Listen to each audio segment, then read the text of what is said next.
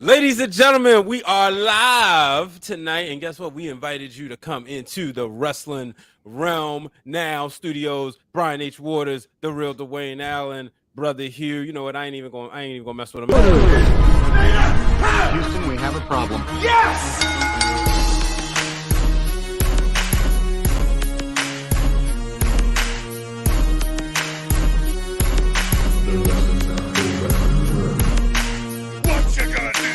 What you gonna do?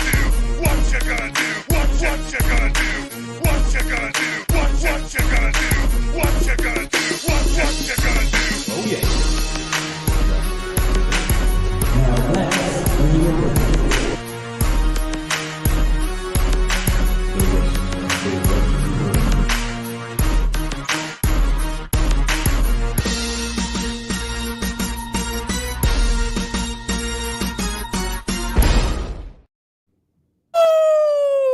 Hello, ladies and gentlemen. Welcome to this edition of the Wrestling Realm Now podcast.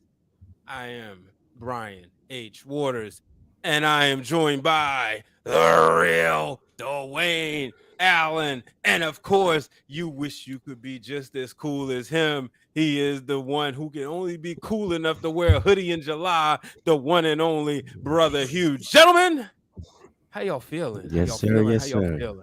Feeling pretty good, brother. Good. Feeling good, Yeah. man. Oh, man, I tell you, what a week. But guess what? It's What's gonna that? be a good show. It's gonna be a good Uh-oh. show. I am ready. First part of July, I ain't gonna lie, is always tough for me. You know, I'm always thinking about my grandmother, and I'm like, man, that's the worst thing about having a great memory is that you don't forget ish. So, but if she was here, she would say, boy, if you don't get on that show and do your thing with your brothers. So that's what we're gonna do. You know, everybody checking in, come and check in, go into the chat. You see Kofi Weaston of the Dirty Hills checking in from Twitch. So appreciate that. Make sure y'all check in.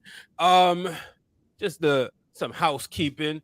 We've been telling y'all, go to Patreon, folks.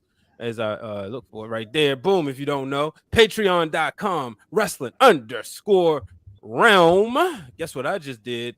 Immediately after Money in the Bank, I did another edition of Brian H. Waters' Quick Thoughts, and that was my quick thoughts on Liv Morgan and Austin Theory. Or I guess we gotta call him Theory, right? But Call him whatever you want to call him on that show. You don't answer to the man. No, nobody everywhere. You look across the podcast land, the wrestling podcast wave. Nobody's calling this guy Austin. Nobody's calling him Theory. Everybody's still putting the Austin on. But yeah, I did some quick thoughts on that. So just $1 gets you an opportunity to unlock those videos and audio clips that I do. $10, you get more. And you know, we appreciate each and every one of y'all who have subscribed. Also, you can go to shop. Go to wrestlingrealm.com to shop and get shirts like what we wear. Like you can get a hoodie like Brother Hugh. Today I got a different shirt on, but you can get all types of merchandise. We even got coffee mugs too. Brother Hugh said, you know what, Brian H., you drink a lot of coffee, so we need you to have a Wrestling Realm Now coffee mug. So we got those there. We got the Wrestling Realm Now shirts, the DX style shirts, one of my favorite, you know, the Real Dwayne Allen. He get to doing his thing on the computer, getting to design a lot of cool stuff as he's designed each and every one of those shirts. So check out one of those shirts. You know, the Proud Wrestling Fan has been a hit. It's been a hit. A lot of people have been loving that one. Shout out to the realness on that one. And as you can see right there, in case you missed it, it's gonna be up on the screen the whole time during the show, wrestlingrealm.com. So make sure you do that. Subscribe to all platforms. You know, we on YouTube, we on Twitch, we on Patreon, we on Apple. Make sure you subscribe there. Make sure you follow the Real Dwayne Allen at TRDA brand at Dwayne Allen 24. Follow Brother Hugh, has the third all social media platforms. Follow me at Brian H. Waters. And of course, you should be following the Wrestling Realm at Wrestling Realm. And let's see what else we got to advertise. You good? You got it all out? That was a I got right it all out. But guess what? This weekend, we're hitting the road again, baby, for 2 nights. Two? Myself, 2 nights. Myself and Brother Hugh will be live at BlurCon on Dr. D's Dream Panel. You know, we the OGs on that joint. Shout out to the people that will be joining us as well. But you know, it's been a pleasure to be on Dr. D's Dream Panel. Unfortunately, Real Dwayne Allen, you know, he's a busy man, so he got other obligations and whatnot. I'm like, God. There's no obligation. There's controversy as to why I cannot be there. Controversy indeed. Controversy creates cash. Well, you said it. But so you know, but we're gonna have a good time. We're gonna have a party, you know. And guess what? You can come up, meet us, take pictures with us. Brother Hugh gonna have a camera, you know. And if you want to take a picture with Brother Hugh, guess what? I got you. I'll take the picture for you. I will take the picture for you. I'm perturbed about not being able to make this one. This is supposed to be my my triumphant return to BlurCon. I love BlurCon, and I've been for the last 2-3 years going on. However long it's been. So, but that's neither here nor there. I trust the brothers. The good brothers will take care of business as usual. So. Yes, sir. Speaking of taking care of business, the realness, take it away. Well, first and foremost, does anybody care to ask me what I'm watching today? I thought we was okay. We'll get there. Okay, I thought we was waiting for the you know. But what are you watching? No, trust me. This is how you get into the right frame of mind to even get into what you're about to get into. You got to keep your mind locked on what's important. The wrestling. I am watching the best of Macho Man Randy Savage matches on Stupid Peacock. So that's what's going to keep me afloat today as we embark on tonight's show, as we unveil a few things here and there. So, Brother Hugh, what are you watching today? What are you watching as we kind of conduct this show? I'm kind of searching right now. Okay. Let me ask you a question. What are you thinking about getting into? What are you feeling like today? I'm feeling ROH for some reason. Okay. Classic ROH. Listen to me. So yeah, I'm just trying to find something. You can't go wrong with that. Yeah. Just trying to find something that'll tickle my fancy. Sure. Brian H. You, sir? BH. Man, 25 years ago today was one of the greatest pay-per-views to ever take place in a great place up north called Canada, and that is Canadian Stampede. So I'm watching that, and right now the Hart Foundation is coming to the ring. I got it on silent, and I usually don't like watching this one on silent because this one you got a blast. And if you're a Bret Hart fan like me, you love seeing this because you see the place erupted. You know, and unfortunately for them, that was like the last time the whole family was together. And I'm including Brian Pillman in the family, but like when you watch the documentaries, they talk about what a special night this was for their family.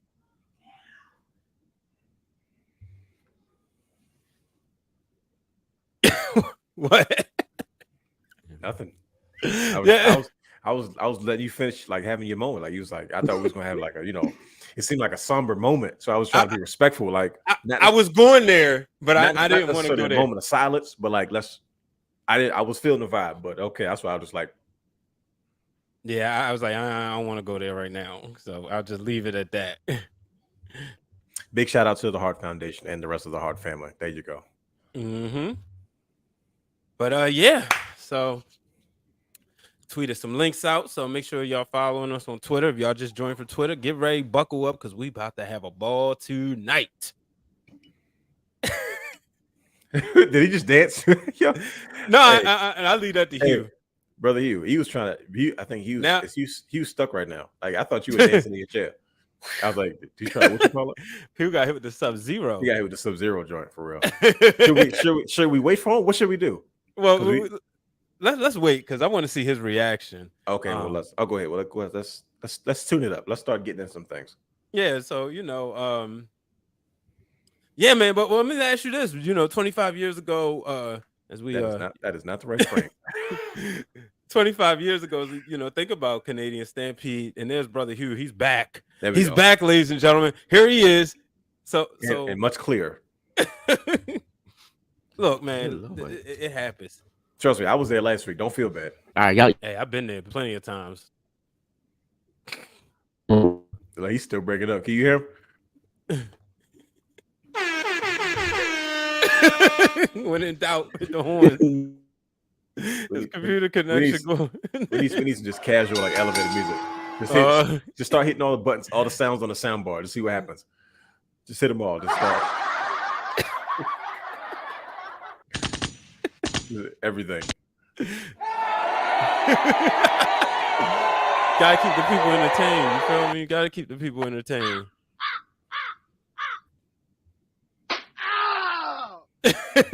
Hey, you've never used that one before. Oh, I haven't. Wait a minute. Hey, let's get it. No, we need to run that back. He said run it back though. And there go Brother Hugh. He's gone again, ladies and gentlemen. Boom, boom, boom. Oh my goodness. Oh my goodness. Like I said, we ain't gonna let nothing take us out of the oh boy, yeah. Wish Hugh would come on, you know, his connection. See who else we got in the comments. We got those wrestling girls. See, there they go. All right, take party now. He gotta take off the Crocs. You're laughing emoji. So No, baby, that's for somebody else. We're just gonna keep you right where you at right now. That's the you know what the funny part is. What's that? I actually made like a video clip for that. It No, was like, baby, that's for somebody else. We're just gonna keep you right where you at right now. but we won't use it too much. But you know, Listen, you've already seen all my video clips. Like, oh yeah. When I was giving the fans a small dose of what Realness Reacts is going to be like. Yeah, man, they better get that Patreon. Yeah, They but gotta do $10. I guess I gotta start. Well, I mean, what's up to you? I thought that was it was on the $10 tier. If you want to put it on the $1 tier, you know, that's all about all means. We'll figure it out. There you go. Brother Hugh back in the building. There he is. Are you This is good? blowing me right now, but okay. No. I think I'm good now. Because we've already cut the realness loose now. Yeah, she want to act up. Happens to the best. Hey. I've been on my best behavior for the last 5 minutes. Yeah, mm-hmm. Okay. That's hard to believe, but okay. You see what I had to go through, right? I was like, man, I've been keeping it together for like 5 minutes straight. Mm-hmm. All right, let's get it going before she start acting up again. Hey, look, now it's my turn. Hey. Now it's my turn. Oh, we know what the name of this. What's the name of this show? Gotcha. Remember Jax on Mortal Kombat? Gotcha. Right, Bro, this is unreal. Look at this. what is going on, man? I was good before the show. See, that's exactly how the devil works. Don't want us to be great. You know, that's you know what? I was playing the music. I was about to say Brian Ray have church. He was just listening to his what was it? The Brooklyn Mass Choir, was it? Yeah, Brooklyn Tabernacle. Brooklyn Tabernacle, excuse me. Yep. Yeah, this is a hit, man. I was ready to play drums. I think Brian Nation is coming out of retirement at some point. I am not. We cut that noise out right now. Brian Nation is not coming. What they say in the business? Never say never. Never say never. Right. You're right, but All right, Ricky. I'm always a utility player. See, then I did one Wednesday night, right, for revival. Then the pastor the next day gonna text me drums. I'm like, dude, I'm the only camera person back here. Like, my sister wasn't there to back up. Brother Hugh was there, which, by the way, Brother Hugh came to church last Sunday. They said, you know what? They did a podcast about me today, so I ain't working. I'm going to sit here and get the word by myself. I ain't working. Right. Yes, sir.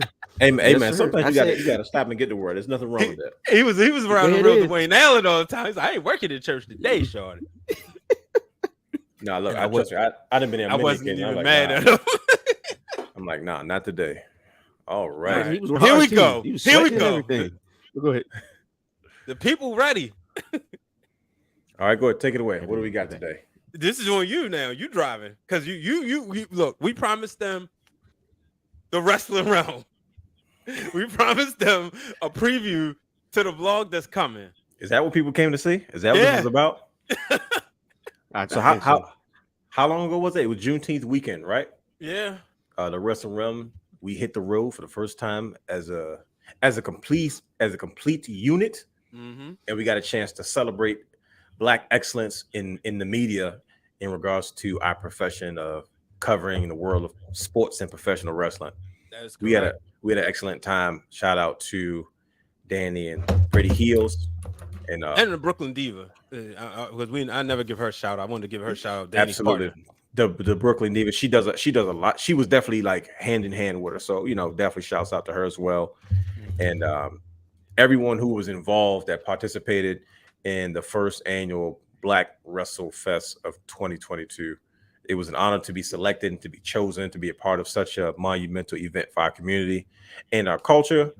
And the wrestling room is deeply indebted in gratitude for the opportunity to be a part of it, especially the very first one. We had a lot of fun. I got a chance to show up in person for the first time in a long time. And, met a lot of great people in person for the first time. And, of course, Brian H. does Brian H. things, and Brother Hugh does Brother Hugh things. Yes, but sir. one of the things we wanted to do was make sure that we documented our experience so that it would live on forever. And that's exactly what we did.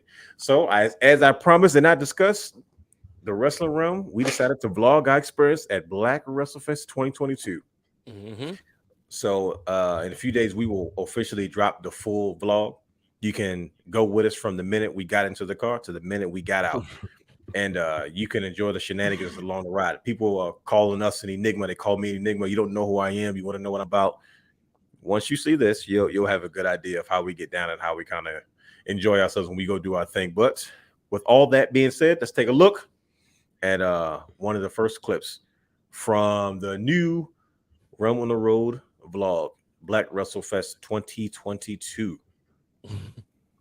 Brandon, you gonna pull it up, or you want me to do it? I can do it. Pull up the one with Hugh. Yeah, put that one first. Yep. Welcome to New York.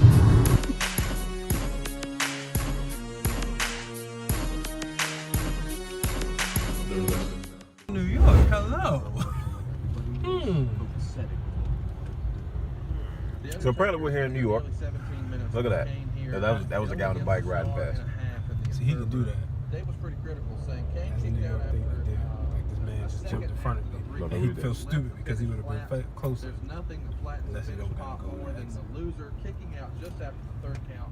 Although they wanted These to make skylines, it though, as though bro. the match was over.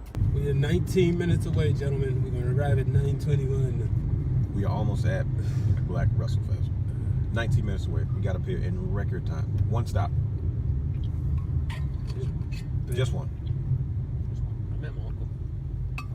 Brother Hugh met his uncle. Brother Hugh. No.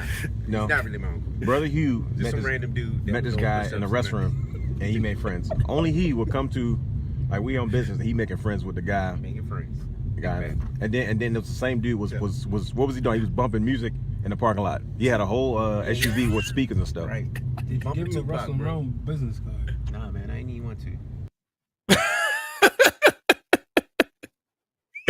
Oh boy, do you want to do the second one? Huh? Hey, why? That's just Why what you- did you end it with that look, though? that was not on purpose. That was just where it's meant to be a cliffhanger. Right. Like it's literally 56 minutes of shenanigery from the start. Oh my to finish. gosh, I But- can't wait to see it. If anybody knows us and how we hit the road, I mean that was like all the banter, all the conversation, all the stuff we had definitely took place there. But we can pull up the second one. The second clip sneak peek is Oh shoot! Wait. My bad. no intro. Like he's excited. No, I hit Right, add. yeah. I hit add to stream and it played automatically. Why would you hit it while I was saying something though? Like Yeah, if you hit add to Because you stream, hit the other one was Calm already all right. down. Whatever. there's no like on deck button for StreamYard. I thought it was. No, I did too. Don't get me wrong. I didn't hit the button though. You did. So it's like, well, I understand where you're coming from. Hey, real quick, there was a lot of sexiness in that first clip, by the way. You know Did you what? see all That's why I that- highlighted it though. It's That masculinity in there. if you watch the vlog, like I said, the first maybe Mhm. 10 to 15 minutes is like will be the first part of the show is riding with the Wrealm, right? Mhm. And one of the things that I mentioned that sun's out, guns out, and that's exactly Yes, what sir. I decided to show. You know, I appreciate that. so the second clip is just a little bit of a. When I said it was a movie, it was definitely a movie. So that's exactly what we were going for. So the second clip is another portion of the vlog itself where you get to see a lot of the different things of the setup and the table and just a small snippet. Trust me, if you want to see the full vlog, you had to wait to see it. You had to go to youtube.com/The Wrestling Realm to see the whole thing. It's about 56 minutes from start to finish. Trust me, you won't regret it. But at least you get an idea of the type of stuff that we were on that day and how we get down with the Wrestling Realm. So here's the second sneak peek from the upcoming Black Wrestle Fest 2022 vlog. So I can hit the button now. There you go. You see that? I can hit the button now. Yeah, by all means. Yep. Let's start over. Woo! Look at that table.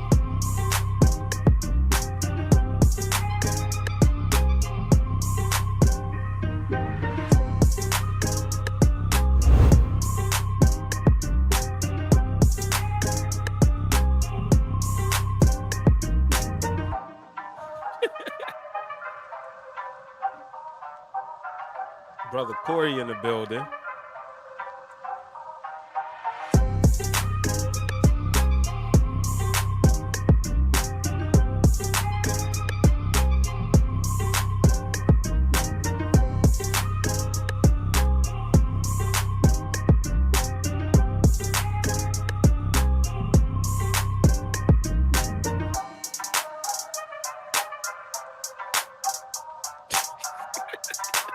That was a smooth transition, wasn't it? It was though.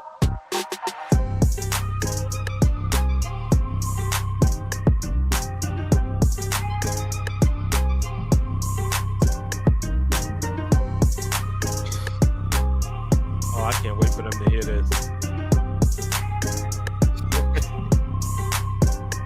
Yeah, buddy. Yeah.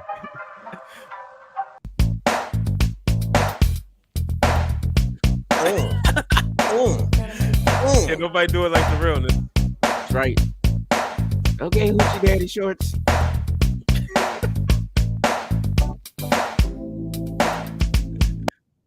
And Brother Hugh just in the background, just chilling, just cool, oozing with coolness right there. When I said I was outside, I meant I was outside. Hey, he already said. He said he was outside because he said, when y'all come outside, the realness is coming outside. But yeah, guns out. You know, look, I'm even like 15 pounds smaller now than I was in that video.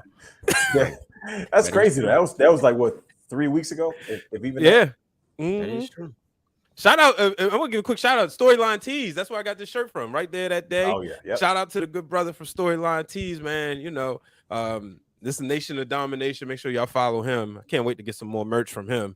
So, you know, we definitely be doing some things. But yeah, that was. I can't wait to see the whole thing. Is it? I gotta ask you. Is it gonna be ready tomorrow? Is it gonna be ready tomorrow? It's gonna be ready tomorrow. My brother, because look, this is why I asked. Because I'm get my hair done. That would be perfect. That would be perfect for TV. So you literally asked me was we ready tomorrow. I'm thinking he's ready to have some type of blockbuster announcement about something. He's like, I'm getting my head done. I need something to watch. I need something to watch.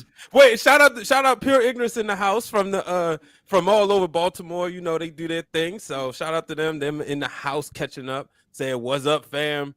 Make sure y'all check out Pure Ignorance. Shout out to Chaz the Dawn and Prince Machiavelli. Shout out to them.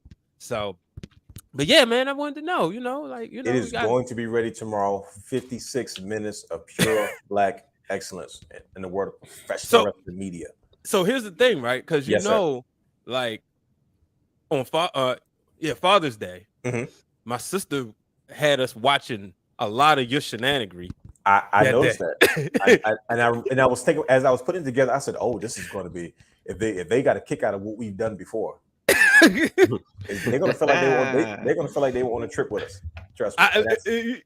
Yeah, because it's like we watched one video. Oh no, but show this one. Then show that one. Then show this one. So y'all go to the YouTube playlist, look for promos. You know, we organize the page nicely. We not just one of them YouTube channels that's just a little bit stuff all over the place. It's organized nicely. You go to the promo section and you'll see all the craziness that goes on in that man's head right there. Yeah. Yep. Guilty as charged. Because when you pop in the boys, if you're back there popping the boys, you can imagine what you're gonna do to the crowd. But yeah, we gonna talk wrestling today, or we yeah. I'm good. I mean, if we not, Let's get into it. Why not? Some things happen.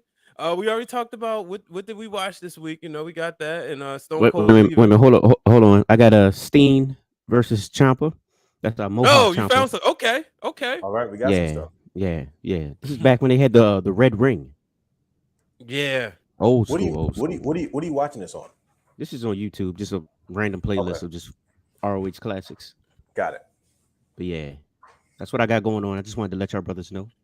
I just want to ask y'all this real quick because we ain't gonna probably deep dive into it during the show. I mean, we are on the show. Ring of Honor, Death Before Dishonor, July 23rd. How y'all feel about that? 2 matches announced. Wheeler Yuta versus Daniel Garcia, ROH Pure Championship. Jay Lethal versus Samoa Joe, ROH Tag Team Champ. ROH TV title. Hasn't been announced yet, but I'm pretty sure it will be announced. FTR Briscoes, ROH Tag titles. How is the Briscoes in Impact right now? They said tonight on the show that they wanted to have a match again. Okay, all right. See, I don't. Nah, it's too much. It's too much going on. Like what is Ring of Honor at this point? Like I was thinking. I'm not trying to be like facetious. I'm literally asking the question. Like, so is this like I don't get it. It's difficult. It's hard to get invested in it because like good wrestling is not the problem, right? Good wrestling matches are not the issue. No, like that's not. We know what they're going to deliver as far as that is concerned. Like because they wouldn't be on the level that they are on the platform that they have if the performance inside the ring wasn't good enough. Facts. As a wrestling fan, I'm trying to get reinvested in a brand that has played a crucial part, into my fandom. You know what I mean? That gave us Ring of Honor gave us NXT because before Ring of Honor there was just FCW. You know what I mean? And I don't mean literally the place. My bad. Real quick. Sure. What's up, Banks? Shout out to you, man. Good night to you. Yeah, Banks dropped in and say what's up and then dipped. Dip out. Shout out to Banks from the Banks vs. Davis podcast. Shout out to him. Oh, he said we all legends, but he really called out Brother Hugh. He heard Brother Hugh's story on breaking through glass ceilings. Hey, which you guys did an excellent job on, by the way. How do we forget hit the applause button? Can you hit the applause button for me? Oh yeah. Which one is it? Just find it. Just there we go. Right. And then we'll throw a little bit of cheers on that. But then Brother Hugh here now, so.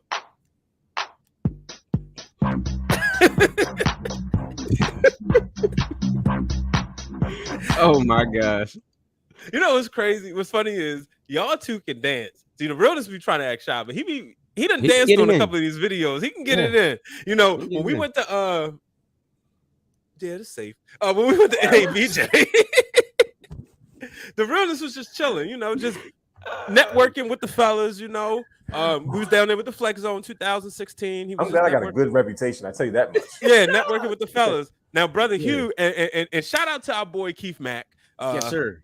Keith Mack, did a lot of great job. He captured the photo with the three of us. But Brother Hugh and Brother Keith Mack was out there tearing up the dance floor right here. That's right. It was down there in Washington D.C. It was no more dance floor. It was mine. It was mine. See, because and the funny part was like me and Keith. This was like fresh off of like I'm removed from ESPN a whole year, and I knew Brother Keith would dance, especially in the ring and stuff. So then I'm like, oh wait, Brother Hugh in the building. Wait till they see him, and then Brother Hugh came and showed out. But yeah, the realness was dancing on the video. I can't wait to see how much dancing we're gonna see on that vlog. K Mac is heavily featured in the vlog. Oh yeah, and he is officially tagged as a habitual party starter. That's what he is. You do see when I get close to the microphone like this, like I'm making an announcement at a press conference. That's when it's a fact. Right. Therefore, I'm officially making that announcement. K Mac is heavily featured and is a habitual party starter.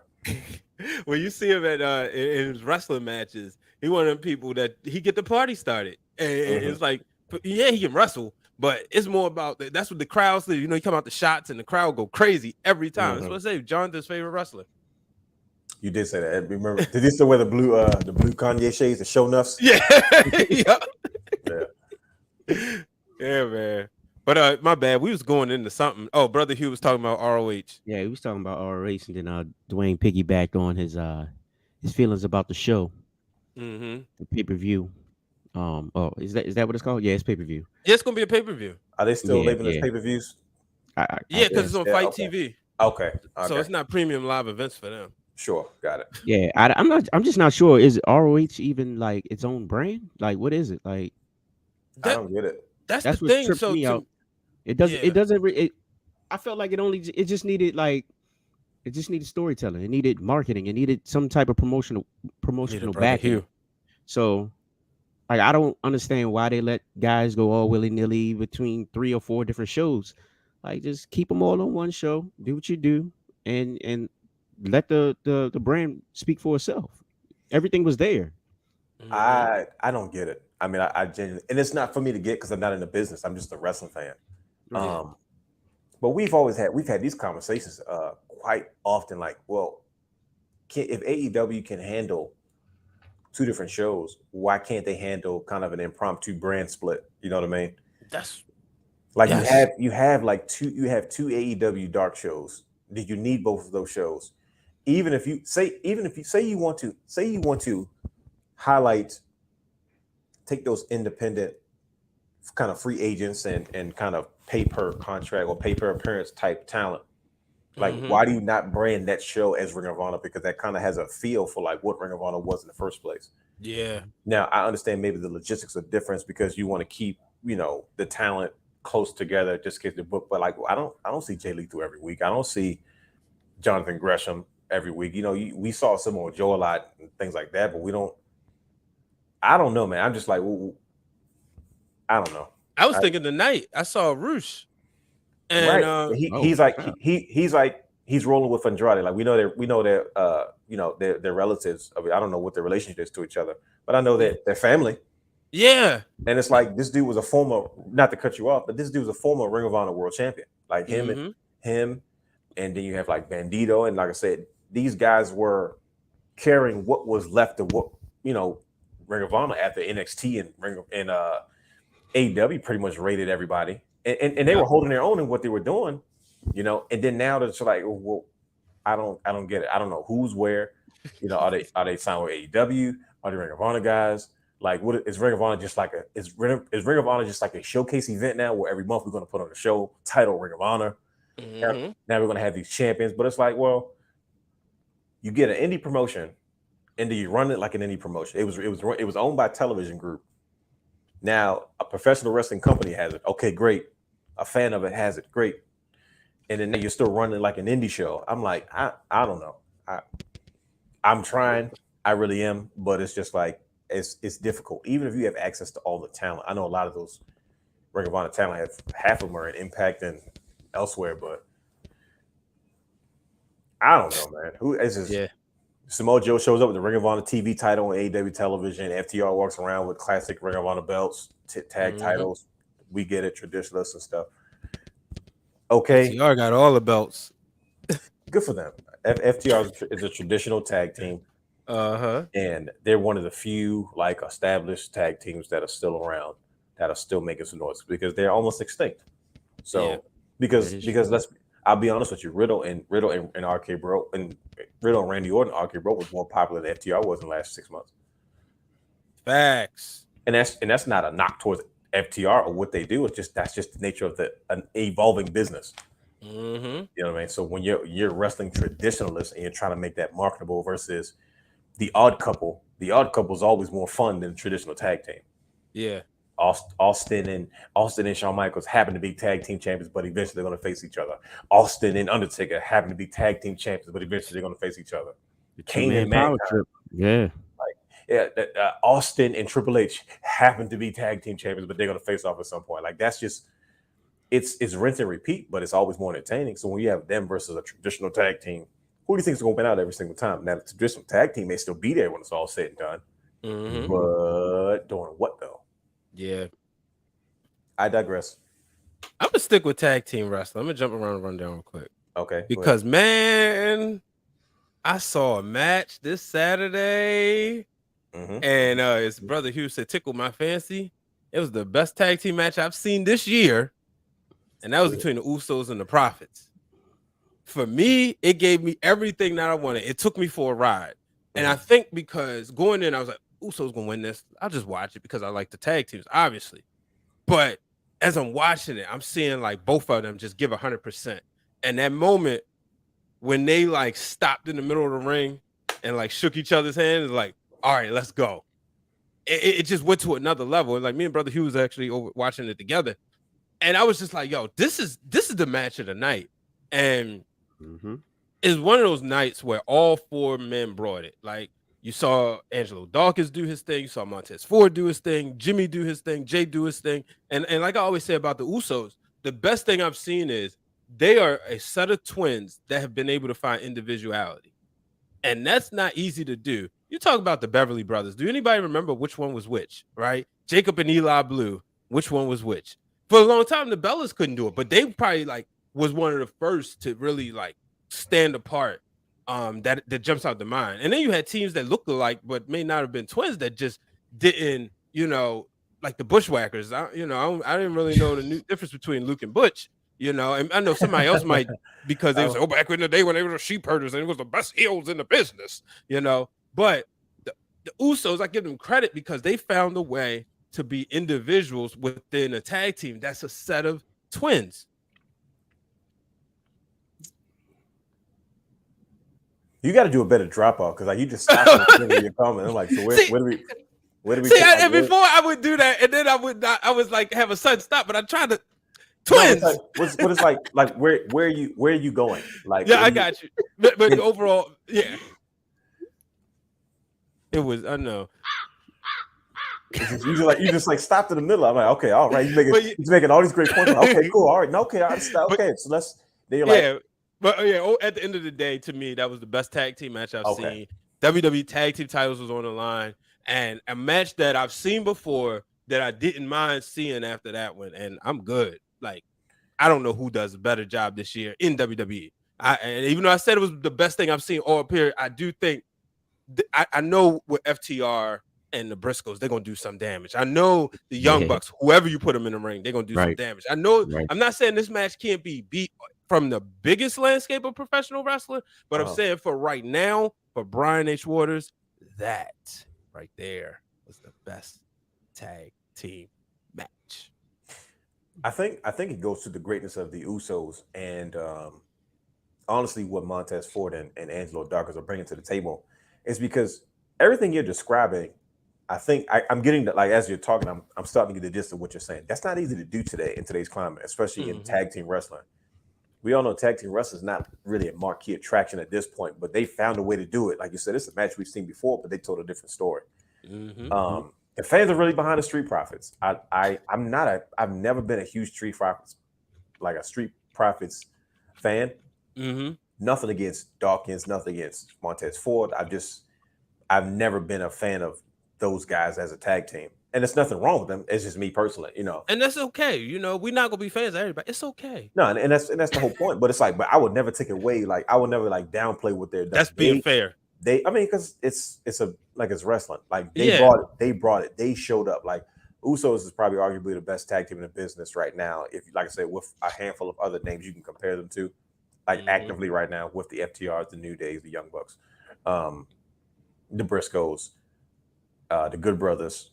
So it's like to be able to do that on WWE stage, like the WWE way, and still have a crazy match, to have a crazy finale, and have a crazy, like, even aftermath after the finish, like a storyline to kind of, they give you like a hangnail to say, oh, hey, this is a cliffhanger. This is most likely we got to revisit this again.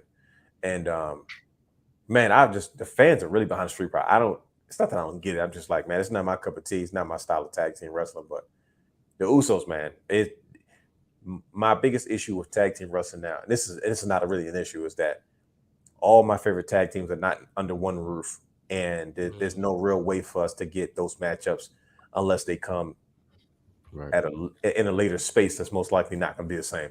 Like, you're not going to see all the greatest tag teams right now in their prime in this particular era because they're all work for different companies. So that's true. But they definitely brought it though. The Usos are that good, and like you said, when you talk about the individuality of twins, we saw with Jimmy being down with an injury, it forced Jay wasn't the big personality, and I liked how the WWE used that as part of the story, and also they used that to bring something out of him that we didn't see before, because he was forced to be in that spot like that. He was forced to do lines. He was forced to be in a main event. He was in a very dramatic storyline in Roman's epic building of the bloodline, and like the tribal chief. Like and then taking his place at the head of the table. Like that was a dramatic long story booking, because when you look at it, like, he resisted at first. He was shy. He was like, man, this is unethical. But he really was like, no, this is what's good for you. And it was so dramatic because he said, I hate you at one point. And at one point, by then it was all said and done, he hugged him.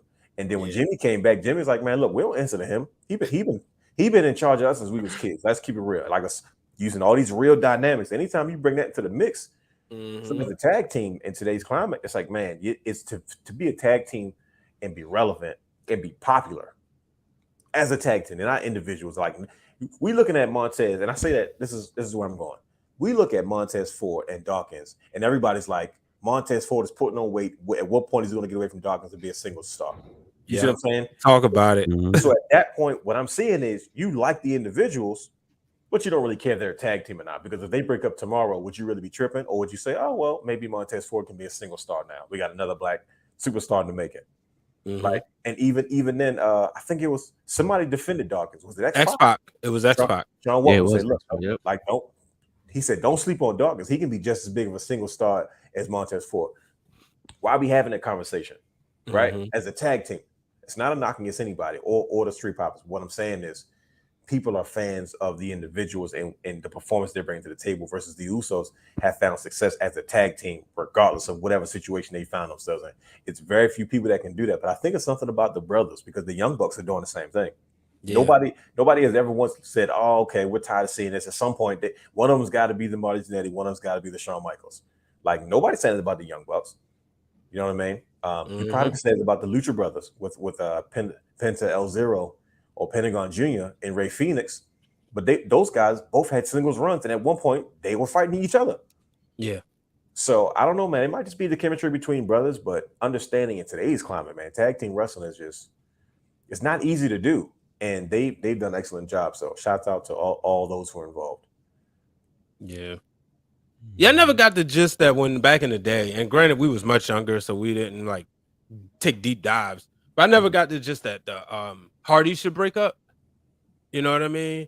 But when it happened, they ended up both of them had successful careers individually. You know, Matt Hardy's an Impact world champion. Jeff Hardy, obviously Impact WWE champion. So they both had, but I never like, you know, but you're probably right. It is probably something with the brothers that people don't want to like touch that, you know, don't want to break it up. Yeah, I mean, I felt the same way even about the Dudleys.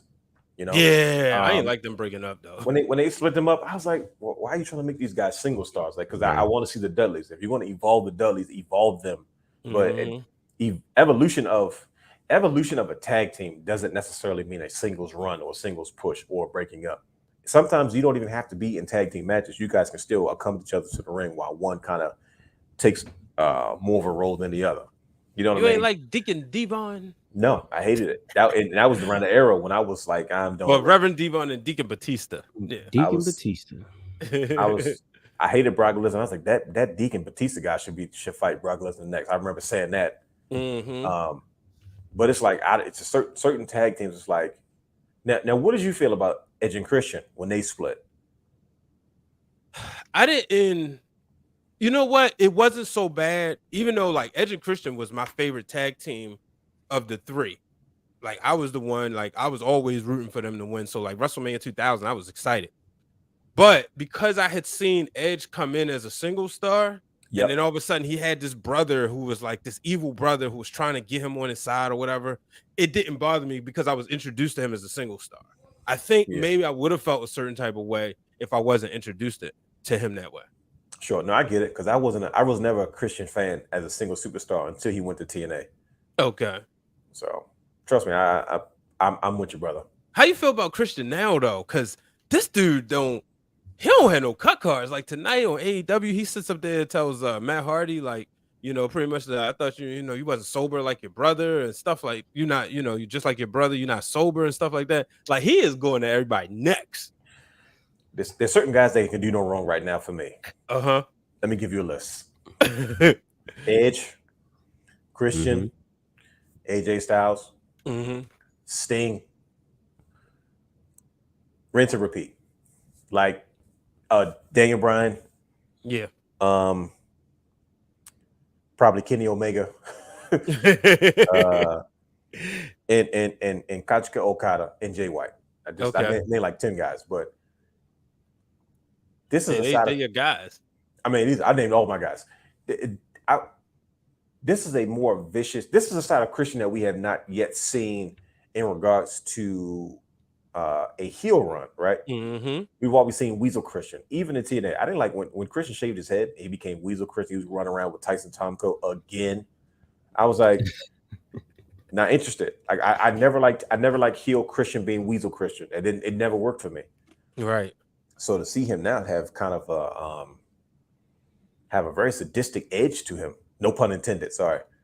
And to hear him say like he's hitting below the belt, and I think it's that because he's such an old school guy now by today's standards, he's going for a level of realism, and I think it brings legitimacy to whatever it is you're trying to do to the forefront, because it's like, wait a minute, when you speak on facts to the audience that they're aware of, it's like you're using the smart mark audience against itself, because you're like, oh, he's telling the truth because Matt Hardy did have issues with I believe alcohol or whatever the case may be. So when you say certain things, you're like, oh, that's true because I'm aware of that.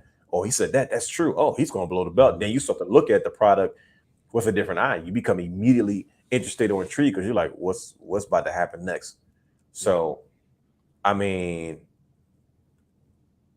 I don't know where this is going. Like, is he like a heel manager? Yeah, because or is he going to start beating somebody up? I don't know, but like you said, I'm glad he's not the Weasel. I never liked Weasel Christian, just like I never liked Weasel Bret Hart. They did Bret Hart the same way. Bret Hart never had a legitimate heel run in WCW. He was just a weasel, like he was just being pissy and just doing what he wanted to do. And I'm like, dude, he was cussing everybody out in America in WWF. Mm-hmm. And now he's like cheating to get, like, since when does Bret Hart need to cheat? It's like, I'm getting offended now talking about it. Like, why does he have to cheat? Why does he got to go past the 5-second count? Like, he doesn't need to do that. You just punch you in the face. And like, there's levels to the type of heel, type of bad guy you want to play. Mm-hmm. And I think this is just a space we see in Christian. You haven't done. I'm interested to see where it goes, but I like to see him get in the ring every once in a while too. Yeah. He definitely needs more ring time, that's for sure. But yeah, I love it. I love that new heel aspect of Christian. It adds more depth to his character for sure. Yeah. That like you said, that Weasel Christian, he was annoying as hell back in and the that's day. exactly what he was. And it wasn't a good annoying too. Like, you know how you see somebody like what's his name, Theory or the Miz, and it's like, there you go. Yeah, that's a good annoying. I get it, and then I'm like, okay, all right, I can't stand that dude, but he's good at what he does. There you go. Christian, it was just kind of like, all right, yeah, just throw that on him real quick and just keep it pushing. He's a heel right now. All right, he'll be back. You know, but I love this new Christian. He just needs to get in the ring. Yeah, definitely. Yo, before I transition, man, I'd be remiss. I want to give a shout out to Drew Willingham of the Legacy Makers Sports Network. He had me on his show, the In and Out Sports Debate, and he said, you know, a lot of times he'll watch our show. He really loves all the stuff that we doing here. So shout out to him. He'll be reaching out to have y'all on there. So I just wanted to give a shout out to him real quick. Appreciate all the support. Man, I gotta ask this question. The realness. It started with a tweet from Brother Hugh, so I'm gonna let Brother Hugh tear this one up. Brother Realness. Yes, sir. I knew this was coming. I saved it just for this. I saved it for this show in particular. So I just happened to walk in the door, and I turned on Raw. Yep. There was a certain match going on. I know this is going. Judgment Day was in the match. Not the pay-per-view, ladies and gentlemen. Yeah, my fault. Yes, but I noticed something about Mr. Balor, if you will. First of all, he was donning a purple flag out the backside. I don't know what that's about, but he was a Bang Baby from Static Shock. Didn't they have purple? You remember the Bang Baby from Static Shock? I think they wore purple. I'm sorry. Purple Dragons from Teenage Mutant Ninja Turtles, the cartoon, the 2012 version. Purple Dragons. Sorry. I remember. But I noticed he had some rather tight black leather pants on. So, and I was like, this is different. Where's the trunks? What does Brother Realness think of this? If anybody who knows me, including these brothers, which is why they brought this to my table, they know that I cannot like a wrestler, a favorite of mine, if he's not wearing the right stuff. This is a conversation I was trying to have with Yolanda that I didn't get a chance to have at Black Wrestle Fest, because I looked up, she was gone, and I didn't get a chance to speak with her about it. But if anybody knows me, if I don't like, I don't care if you're Sting. I didn't watch half of Sting stuff in TNA because he had the Joker gimmick, and I didn't like his gear. Yeah, I couldn't stand that. If you do not wear the right thing to the ring, I will not watch your match. I still don't watch nothing with Shawn Michaels and brown doo-doo pants from Elimination Chamber. But he won the title. I don't care what he won. I don't watch, and that's my favorite wrestler. I don't watch anything with the HBK going down the side of the pants if it don't got the hearts and everything going the way it needs to be. I will not like you and not like your match. Finn is one of my favorites right now. I'm a huge Finn Balor fan. But you know what? I wasn't mad when I saw the pants. What? Hold on. Surprise, surprise. When I saw it, I said, you know what? It doesn't look bad on him, right? Okay. I understand like you kind of want to switch things up because what I noticed was they're doing a lot of rogue activity, right? They're not really doing a lot of wrestling matches. They're like jumping people and doing ring, run-ins and stuff like that. And I guess mentally it wouldn't make sense for you to run around in wrestling underwear if that's really your intention, because you really dress the way they come to the ring, right? Yeah. Mm-hmm. Like Edge came to the ring wearing a suit, you come fully dressed. And I know even like they're doing like in-ring activity things. When I saw it, I was like, you know what? It doesn't look bad. And at the end of the day, it doesn't have to be forever. You know what I mean? It's not as bad as like Shorty G.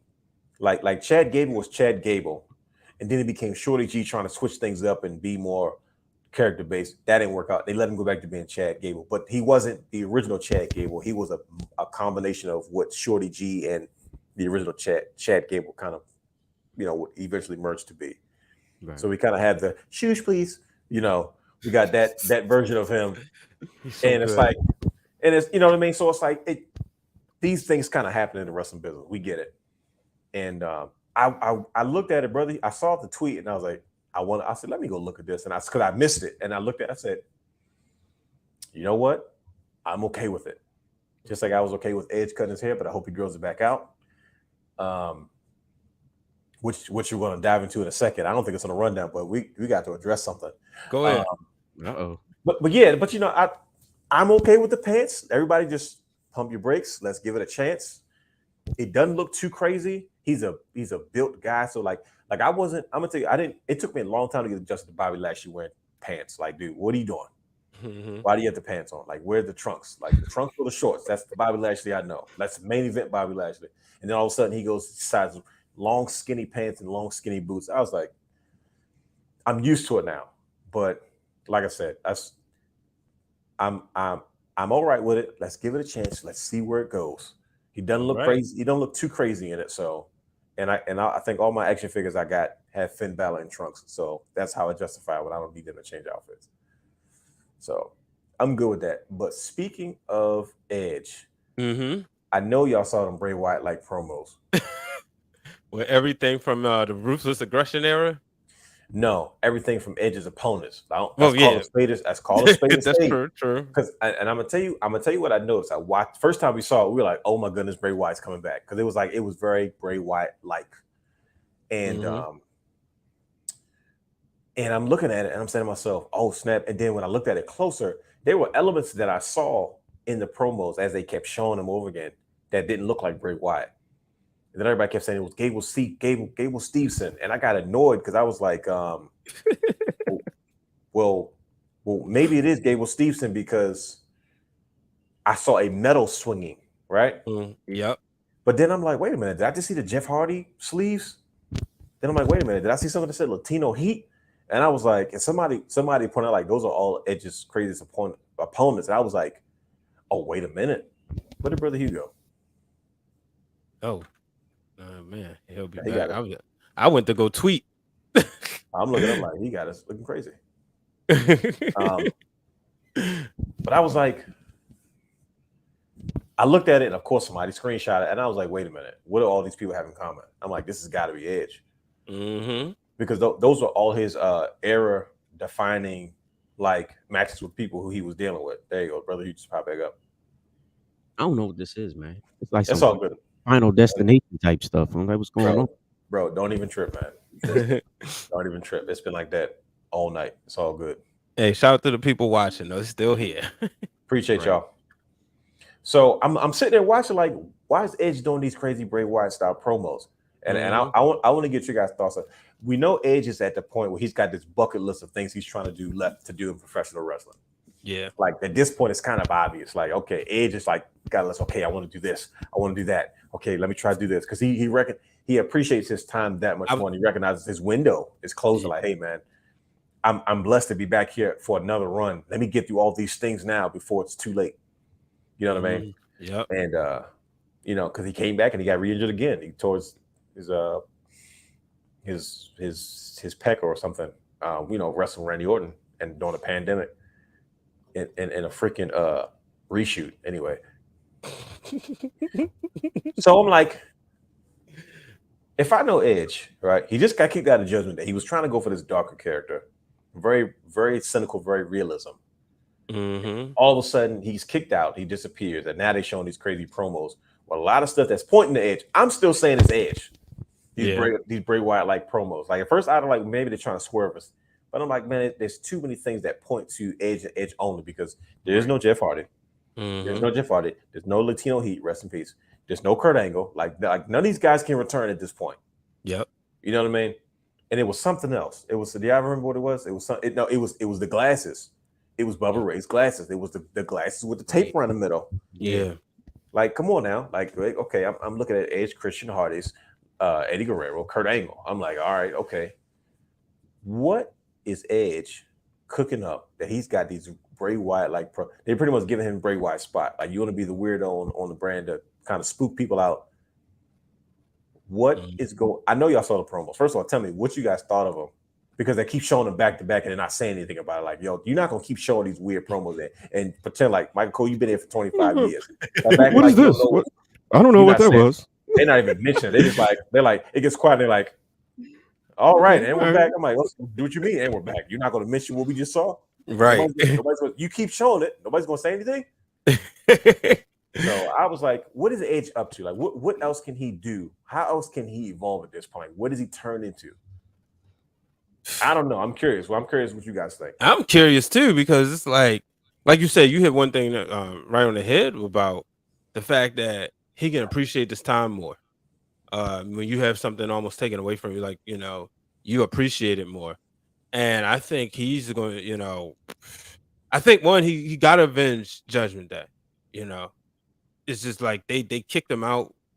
So but I think he's got to go. It's like, how much darker can he go?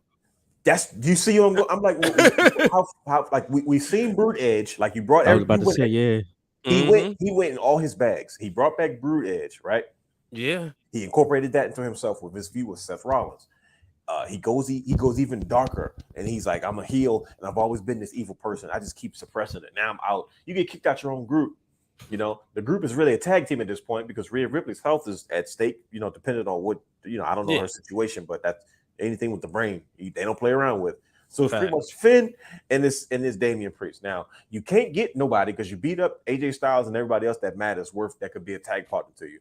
Like, where do you go unless you recruit somebody else? My vote is Tommaso Ciampa, but that would have been a great addition. Tommaso Ciampa need to do something. Yeah, he needs to be them or the Judgment Day. I'm so disappointed. Yeah. I'm literally disappointed because I'm just like, I'm not gonna get into it. But what Triple H juice? You need Triple H up there. They just never mind. I was ready to go it. Hey, I saw it all over his face, man. Why is that? The realist is not going to react right now because you got to subscribe. Look, wait, what does it say? Tommaso Ciampa is Miz homie for some reason. I know that doesn't make sense at all to me. There's this 50-50 booking. They don't know what to do with the brother at this point. The realness is not going to react here because you have to subscribe to patreon.com/wrestling_realm. There it is. And there you will have the exclusive Realness Reacts coming soon. Cheap pop. Wink in the gun. Wink in the gun. Yeah, I don't know what you do with Edge though. I mean, I don't. That's what makes this good wrestling. What did you think when you saw it? Good story. when you saw it, what were you thinking? Because it was random and there was no explanation. I didn't really get a chance to process it, to be honest with you. I was just like, oh, okay, that just happened. Then I go back on like Twitter and start looking at it again. I'm like, like you said, a lot of people saying Bray Wyatt. I'm like, I don't know if Bray would come back like that. I was excited. I thought immediately, yes, finally. That's what we need. That's what I thought. That's exactly what I thought. Bray Wyatt's coming. I'm like, okay. But then, like you said, you sit back and you start noticing little things, and I'm like, okay. all right, that has to be Edge, but what exactly is he going to do now? Like, I just don't, I don't know. I'm excited, honestly. I just don't know, like, where can he take his character? Is he going back to the real old school Edge, the mysterious type cat that's just sitting up in the crowd with the people chilling, black shades, leather trench? Oh, What is he going to do? Like, but remember, Edge been like, he been sitting at home for a long time. Oh shoot, now me. it got him. The devil is busy. Yo. The devil is busy. It's funny part is it's my picture again. That's the funny. Y'all can still hear me. Look, I hate to do that. Yeah, we can hear you. Yeah, we can hear you. All right, there we go. Like,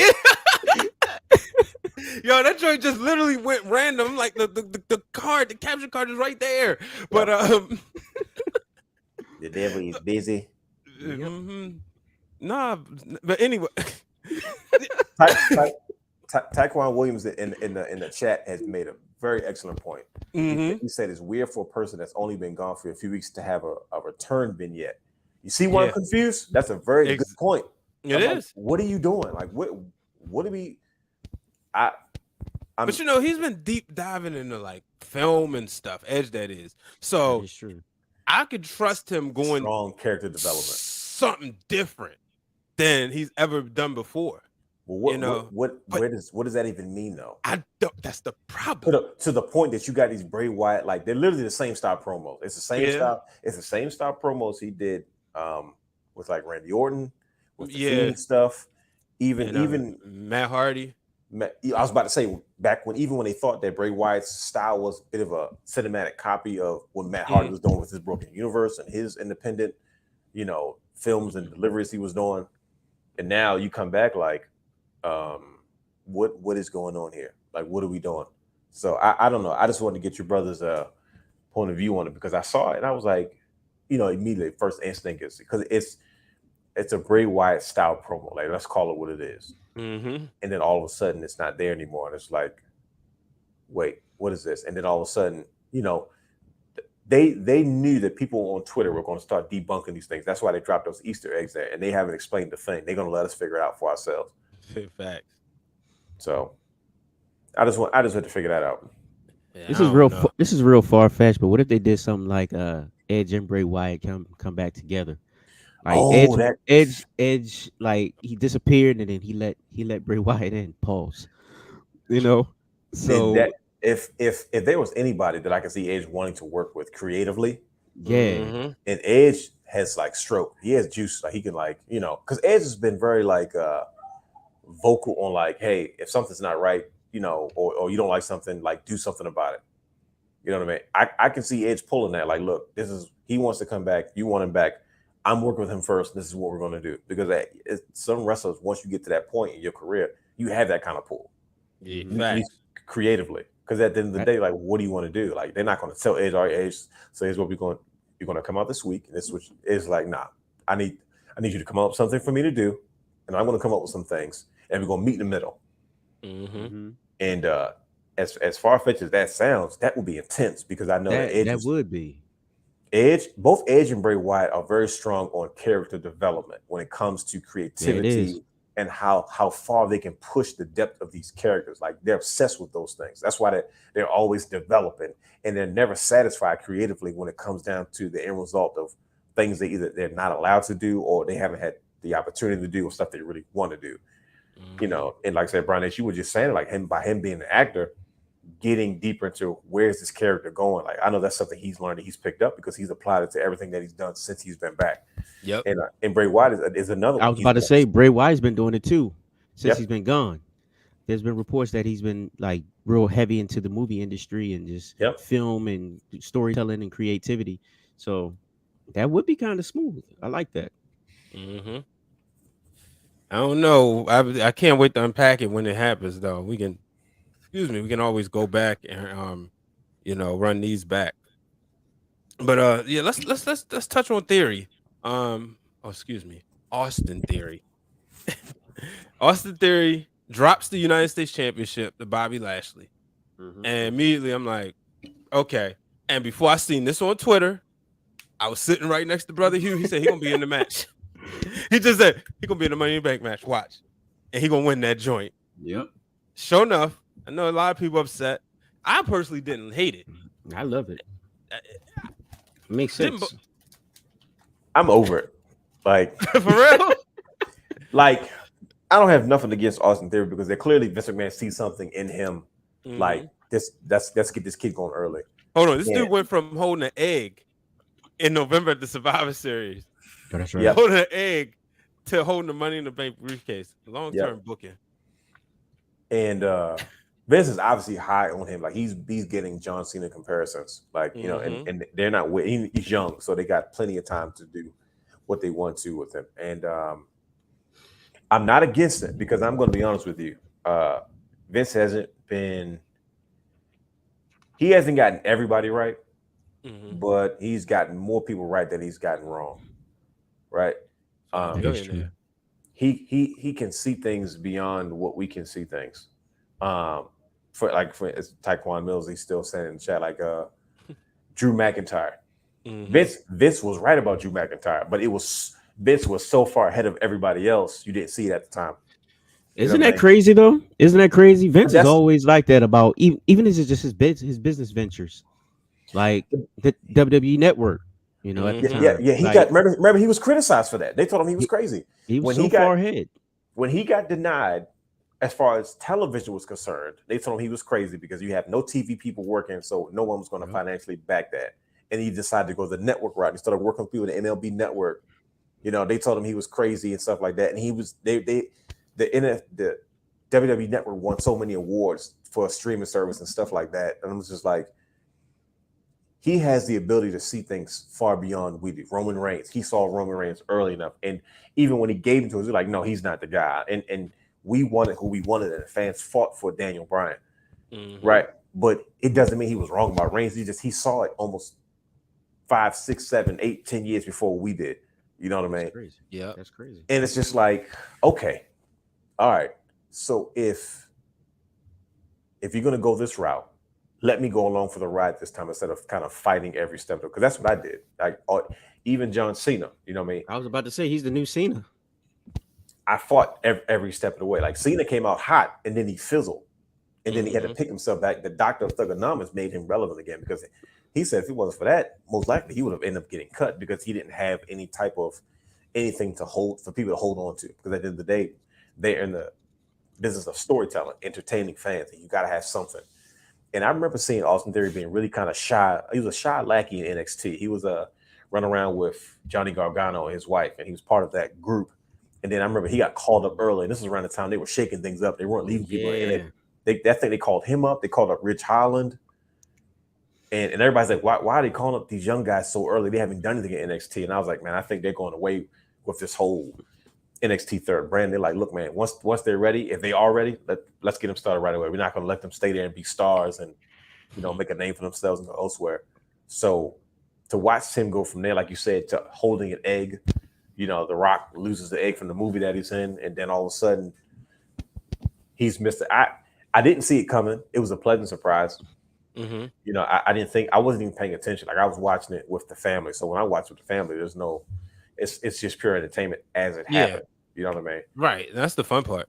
And so I wasn't even thinking about that. And then when they announced stuff, I was like, oh, we're announcing an 8th person. I was like, oh shoot, I had to literally count around. I'm like 1, 2, 3, 4. I'm like, wait, so how many? And I can never remember whether 6 or 8 guys in the match. Yeah. So I was like, well, when he comes out, and I was like, no, okay, he's in there. He's not going to win though. It's obviously going to be Seth Rollins, or it's obviously going to be Drew, or Drew, or you know. And I was in best belief. I said, you have got to be freaking kidding me. I said, nobody get up to me for the rest of the night. Man, as soon as Lashley got that 3 count, I said, look, here we go.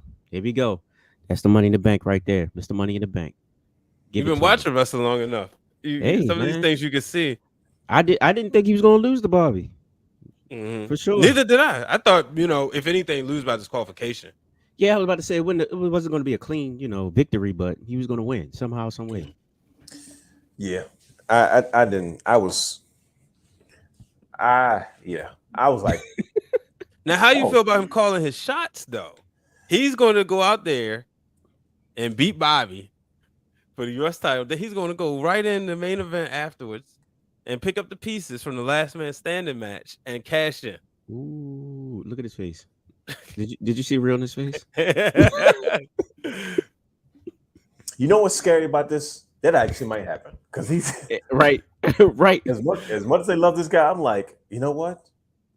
I don't think I like this, and you know what? I don't think there's nothing I can do about it. So it's like, don't set yourself up. But man, no. I don't think so. I think Who's he gonna beat though? Like I was right.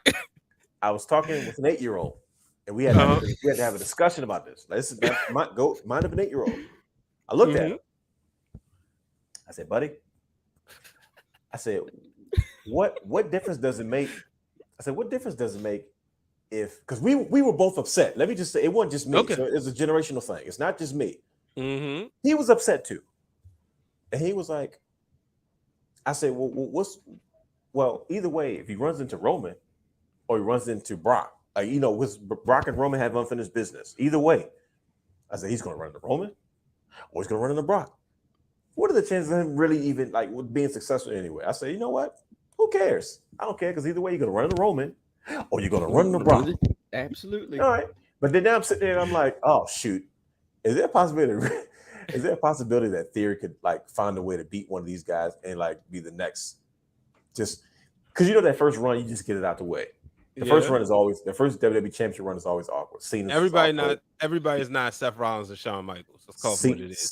Cena's was awkward. JBL's was awkward. Sheamus's was awkward. Seth Rollins was awkward. Big E's was awkward. Like it just sometimes it looks like it doesn't fit. You got to get used to it. Like, you know what I mean? And I'm like, what are the chances of Theory, Austin Theory, Austin Theory becoming a new WWE Universal World Heavyweight Undisputed Intercontinental All Atlantic. You saw the pick with all the belts. All Atlantic European NXT Cruiserweight Champion.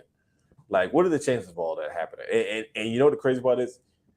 I didn't think he was going to find his way into that match, and he did. So now I'm like, oh shoot, this could actually happen. Right? And it's a last man standing match, so they're not above having a double knockdown, or double knockout, or whatever. What are the chances of Austin Theory losing?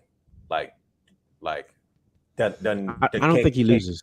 Can't convert. Who does he beat? Brock or Roman? Tell me. Well. All right, look. Let's put it this way: if he loses, he's going to keep the briefcase for a while. He has to keep the briefcase for a while just to keep him relevant. Mm-hmm. Because what if he doesn't get the belt back from Bobby? Mm-hmm. You see what I'm saying? So if he loses against Bobby, then he's just another character out there without the briefcase. You see what I'm saying? Mm-hmm. So it makes sense for him to keep the briefcase. But I don't know. This is tough. I'm gonna be honest with you. He said, "So you were rolling? Do you like now? Hey, trying to piece it together. This ain't working." Right. I'm gonna be honest with you. Now. I'm nervous. I'm telling you right now. He's somebody who could lose the Money in the Bank cash in and be okay. He's that young. And I agree with you. Like I think it would be a footnote in history. Like it won't even be that big deal. But you look at Finn. True. That's the thing, right? But if anything, it's like, okay, we don't want to make it a guarantee, quote unquote. Like, after a while, the Royal Rumble is not a guarantee you're going to win the championship. Liv Morgan couldn't afford to cash in and lose, in my opinion. That's why she was hot, though. That's the crazy part. I thought she was getting to the point that I felt like she needed the Money in the Bank. I felt like she was starting to fizzle out, and now she got that spark. I think they had to do it like now. They like, yo, we gotta do this now. Like, because she's like DDP like over. Like she's a people shit. Like she's not Liv Morgan. That's a good way to put it. DDP over. Because think about it. No disrespect to her, but I've never heard people say things like, oh, like when I see Asuka, she's one of the baddest wrestlers on the planet, male, female, ever. But that's because I'm a fan of what she does in the ring. Mm-hmm. I'm not saying that she's not on that level, but I'm like, I don't hear too many people talk about how much they love what she does in the ring as her being a super wrestler. I think she's like a total package player, right? Yeah. She can perform in the ring. She can tell the story. She has a sympathy factor. She's young. people love her. And I'm like, man, she's got all these things like lined up in a row. And like when she won, I was shocked at the response of everybody else because I was like, man, like, is anybody going to be like, oh, that makes no sense. How are you going to beat Ronda? But I didn't get that vibe at all. Like she won and everybody went nuts. And it was nothing but congratulatory things everywhere. And I was like, that's really good. But I was afraid for her. Like, oh, they're like, oh, that doesn't make it. Because like when was it Carmella that won the SmackDown Women's Championship? When she cashed in on Charlotte? Yes. Yeah, it was Carmella. When she did it, it didn't seem believable. It's like, okay, it's a weasel move. Like you question how does this make sense? How does Carmella beat Charlotte Flair realistically, right? Well, remember the Wichita was out there, so it made sense. Well, see, that's what I'm saying. It was a lot of cynicism attached to it, right? Mm-hmm. When Liv Morgan cashed in on Ronda freaking Rousey, I didn't get none of that, and I was like, man, people really, really love her, and I'm like, wait for somebody to say, oh, well, she's not better than this person, or I have not seen any of that. Of course, people want to have their opinions of what they like and don't like, but I was shocked that I am not trying to stir the pot, but I'll say it again. That's why they fired Ruby Riott, because she was in her shadow. Because the minute the Riott Squad was dismantled, Sarah Logan went off to start a family, and they released Ruby Riott, and she's like to this day, like, I don't understand what went wrong. I'm like, because she was in there, she was in her shadow. They were a tag team doing the Riott Squad, part of the they were the Riott Squad. They reunited. Remember, they broke up and then they got back together. And then the pandemic kind of took over and budget cuts. And Ruby Riott was like, I still don't know to this day why they released me. And I'm like, all of a sudden when they released her, Liv Morgan comes back with a new look. She's starting to get pushed, and here we are today. And I'm just like, ooh. It looks I tell you, I was surprised at my daughter's response. Like for the past few weeks, she been Liv Morgan and this new version of Alexa Bliss. Now, obviously, and I'm sitting there, and it's like I felt like when Triple H said he didn't understand, but for some reason his girls love Bayley during like the NXT days. He was like, sure, I don't get it. He said, but for something that the hugger era. Yeah, and I'm sitting there and we watching the match, and she's going crazy. Liv Morgan wins the Money in the Bank briefcase. Then when Liv Morgan cashes in, she goes crazy. And I was like, well, that's one of your new girls. You feel me? And you look at the crowd, but the response, we talk about, you brought up Michael Cole.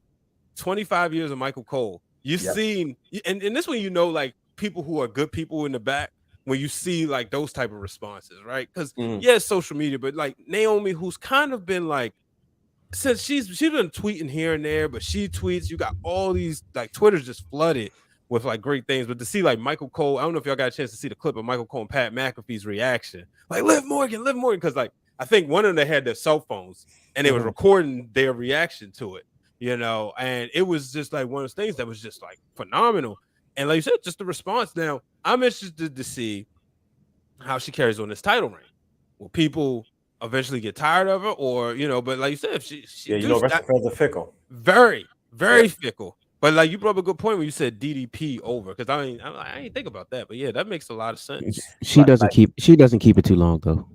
Ooh. Like I said, my girl Charlotte's coming back, man. Oh sheesh, I forgot about goddamn Charlotte's coming back. My baby's coming back. She's on her road to 22.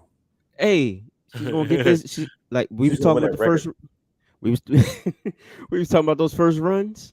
Hey, we're gonna get it out the way. We're gonna get it out the way. Throw it back on Charlotte. I don't know where Ronda goes now. But it made sense for her to lose it for the way they did it, though. Right. Natty worked the leg the whole match. Of course. And which I thought they put on a great match. It's probably one of my favorite Ronda Rousey matches that I've seen.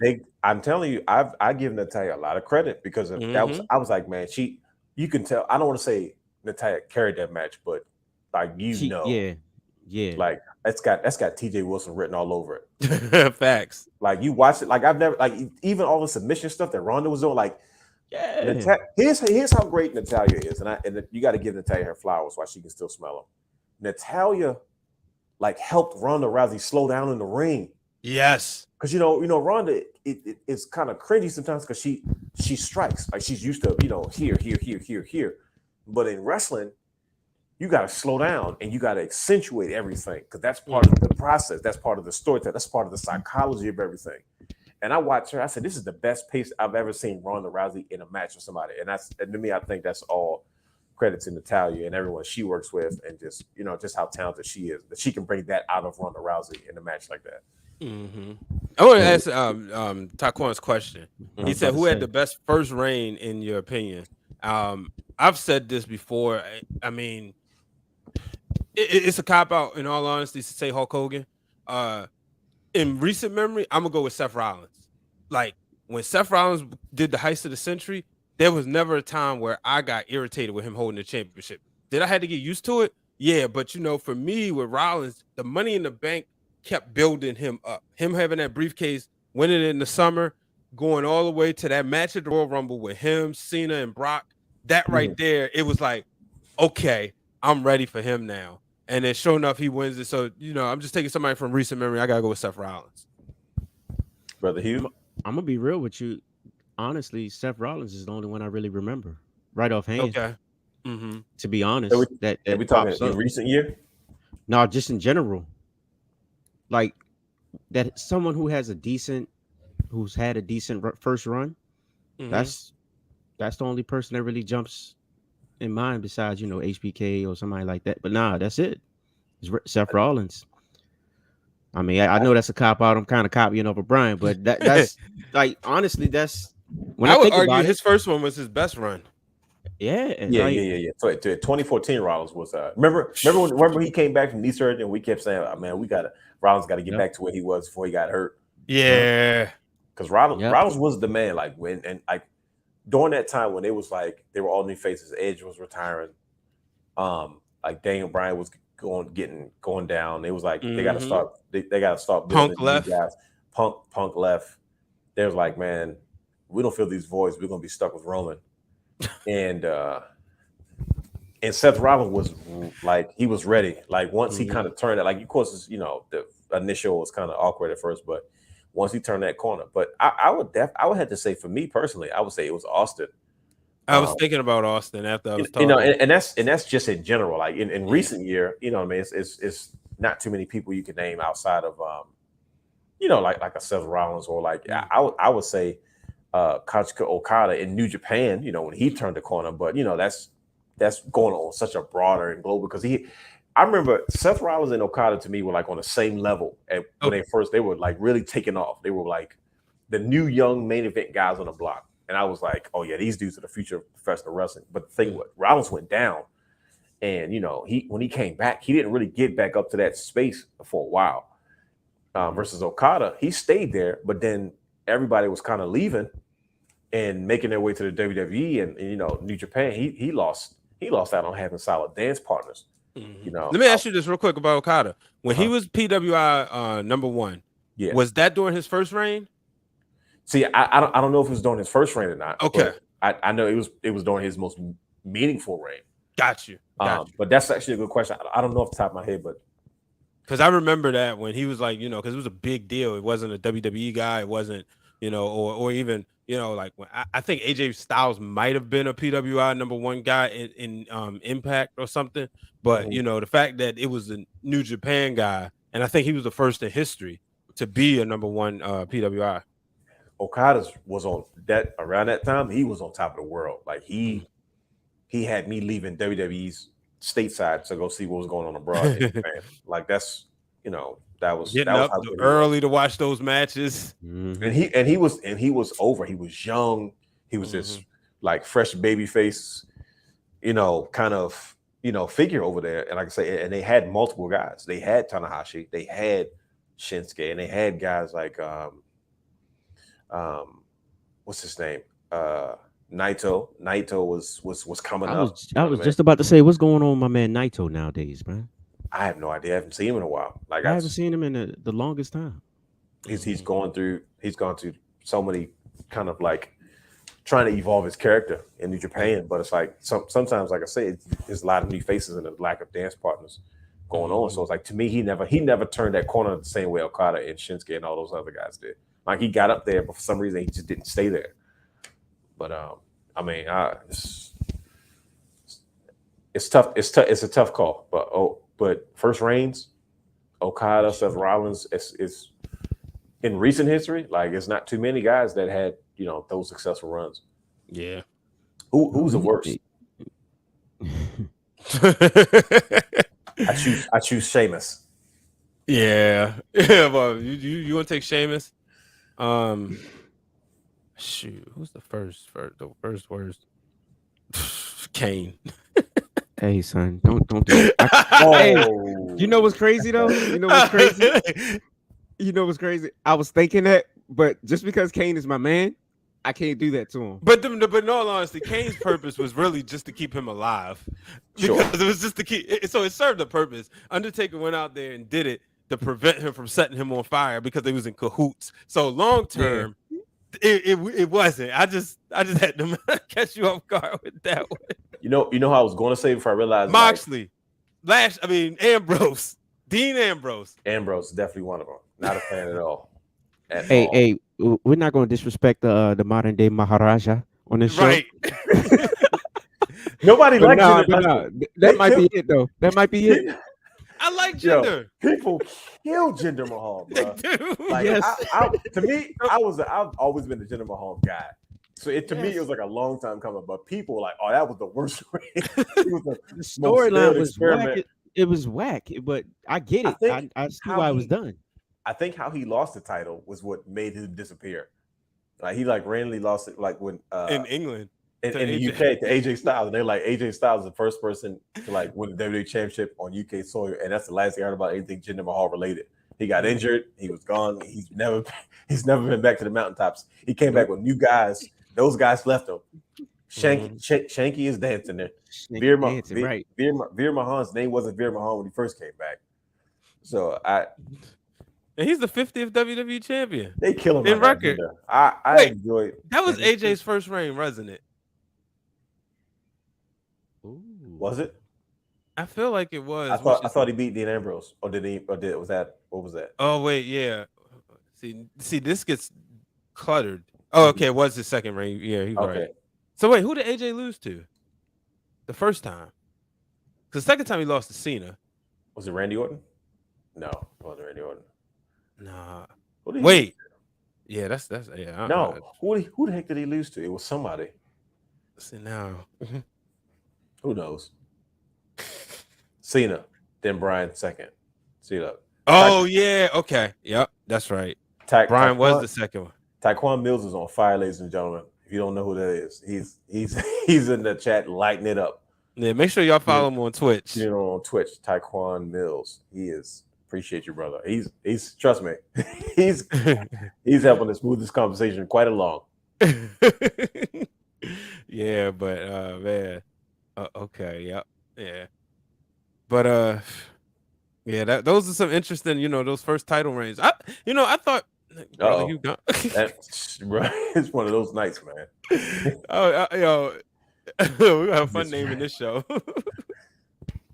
Like planes, trains, and automobiles. So it's like glitches, bad Wi-Fi, and mistakes. I don't know. Mm-hmm. glitches, ditches, and flogs. I don't know. Let me write that down. Watch that in the search term. Be pulling up a lot of views. Taquan Mills said, "Did Diesel's reign get too much hate?" I think so. It did, because Bret Hart hated him. Yo, Bret Hart hated Diesel. Yeah, he did. You ever hear about Bret Hart talk about Diesel? Like, oh yeah, they would have put the belt on him because he's. And I said, yeah, Bret Hart, you don't like Diesel too much, do you? And the thing is, when Diesel put him over, right? If you remember when he beat he beat him at Survivor Series '95. After Diesel, he did the spot to start the heel turn where he jackknifes Bret. I don't think Bret knew that was supposed to come. But then the fact is, he yelled at him, "Remember who did you a favor?" Like Bret obviously talks about like all this in his book, and so it's like you're sitting there like, "Oh, okay, yeah." So Bret, I'm not one to subscribe that the Bret is so bitter, because I'm like, look, the brother lost a lot in this business. Like I was never one of those people. I would never say that about Bret Hart. Like, man, come on now. He's a human being. Bingo. Like everybody has a right to feel how they feel, and people grow, people change, but like.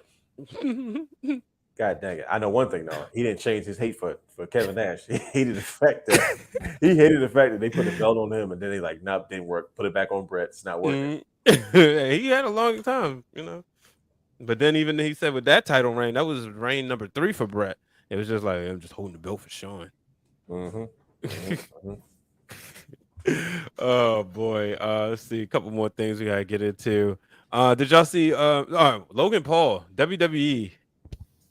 I mean, I know a lot of people hate Logan Paul and the Paul brothers, even though they kind of making boxing relevant. I think this is gonna be fun. Him and the Miz probably get their match at SummerSlam. I think the thing that Logan Paul. No, go ahead. No, I was about to say I don't care for him, but I get it. It makes sense. Logan Paul star gets power. it. Yeah. No, I was saying, look, you need star power now. You have two part-time players going for the heavyweight title. You need to bring more fans back to the WWE. So, what better way to do it by having Logan Paul come back, feud with the Miz at summertime party, at SummerSlam. So it's like it makes sense. It makes sense now. Yeah, I think it's what Brother Hugh just said. It's what the WWE's missing is big marquee matches without having to have to be a title match. And a big time celebrity like him signs this deal. Like I don't know if he signed a deal or if he just signed a contract to participate in wrestling up until SummerSlam, but I think he impressed at WrestleMania because we watched Bad Bunny do it, right? I was going to say that. Yep.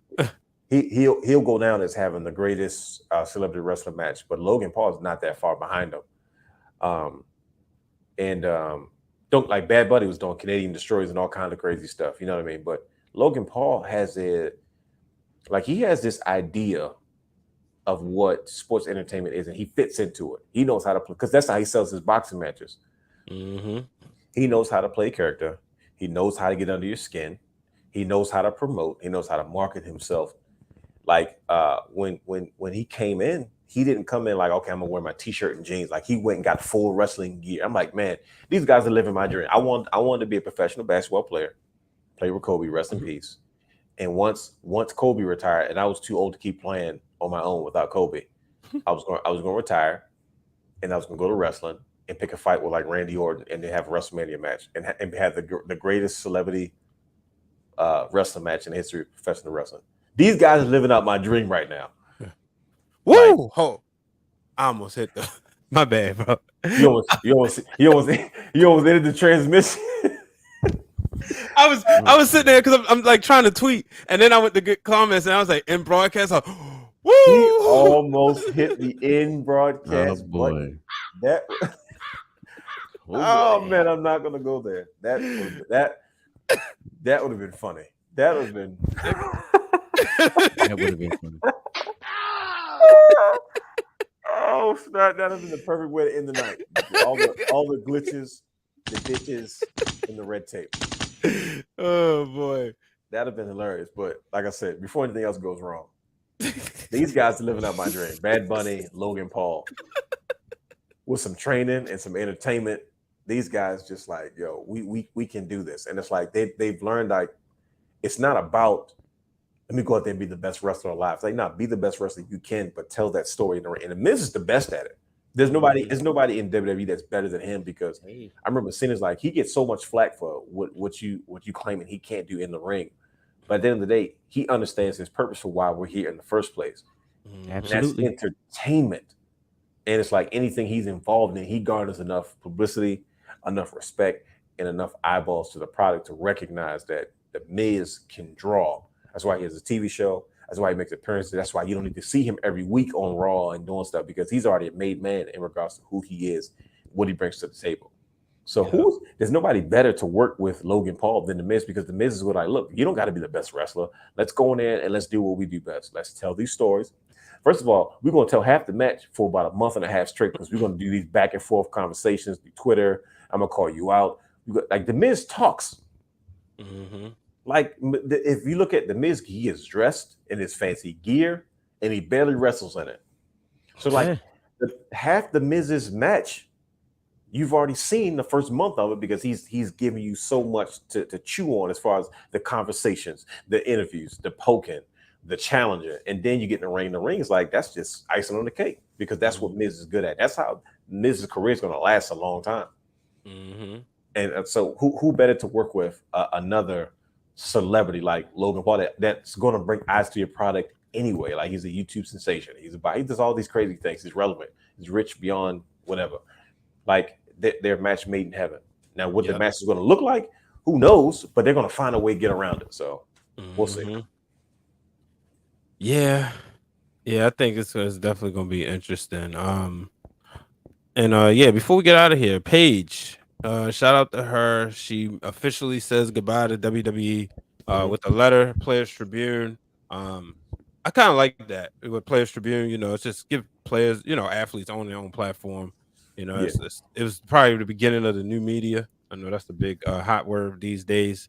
But shout out to her. You know, she gave a lot of props to like the Bella Twins, AJ Lee, all the women out there today.